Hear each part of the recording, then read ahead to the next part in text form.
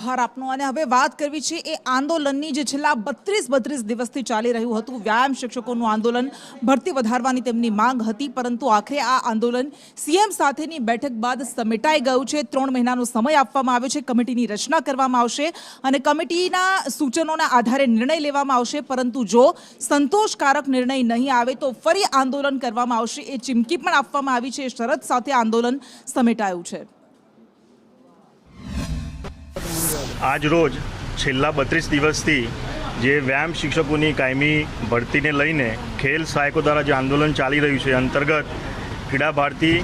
राष्ट्रीय शैक्षिक महासंघ अने खेल सहायको जे आंदोलन करी रह्या छे एमने साथे रही माननीय मुख्यमंत्रीश्रीना अध्यक्षस्थाने विभागना अधिकारीश्रीओ साथे आज जे बैठक थई, आ बैठकमां जे व्यायाम शिक्षकोनी कायमी भरतीनो जे विषय छेल्ला 15 वर्षथी गुजरातमां व्यायाम शिक्षकोनी भरती थई नथी, ए दिशा में माननीय मुख्यमंत्रीश्रीए आगळ वधवा माटेनो हकारात्मक अभिगम दर्शावी अधिकारीश्रीओ ने आ विषय में झड़पथी निर्णय करवा माटे सूचना आपी छे।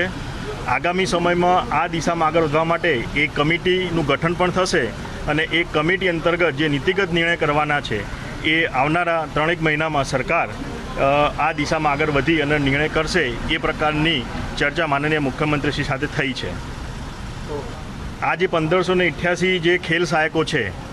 एमनो पण समावेश आगामी जे भरती थाय एमां उंमरनी जे एमनी मर्यादा छे एमां आमनो समावेश करवामां आवे, ए दिशामां पण माननीय मुख्यमंत्रीश्रीए अधिकारीश्रीओने सूचना आपी छे अने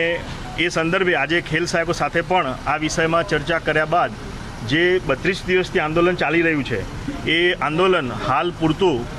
खेल सहायकोए स्थगित करवानो निर्णय कर्यो छे। गुजरातना माननीय मुख्यमंत्री साथे खूब लांबी चर्चा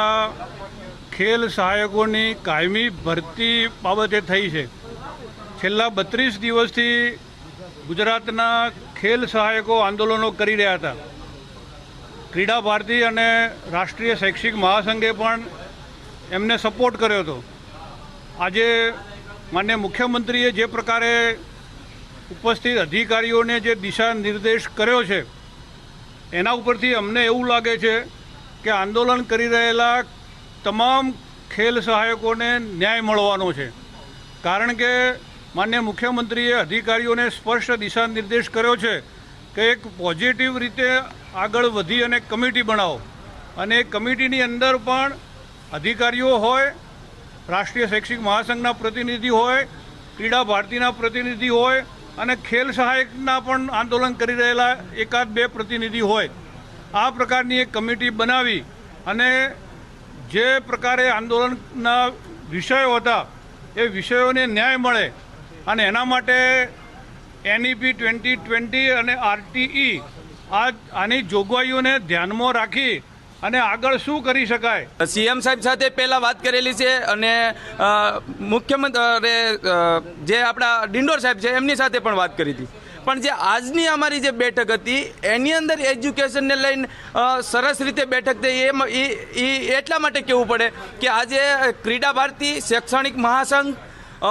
એજ્યુકેશન ડિપાર્ટમેન્ટના સચિવો, તમામ પ્રકારના અધિકારીઓ, સીએમ સાહેબ આ બધા સાથે બેઠક થઈ છે અને એ બેઠકની અંદર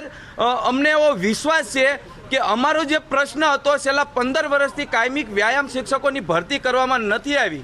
એ ભરતીને અનુલક્ષીને જે વાત કરવામાં આવી અને સીએમ સાહેબે જે અધિકારીઓને રજૂઆત કરી છે અથવા ભલામણ કરી છે એ એક પ્રકારના હુકમ કર્યા છે કે આ છોકરા જે 1588 છોકરા છે એમનો કોઈ પણ પ્રકારે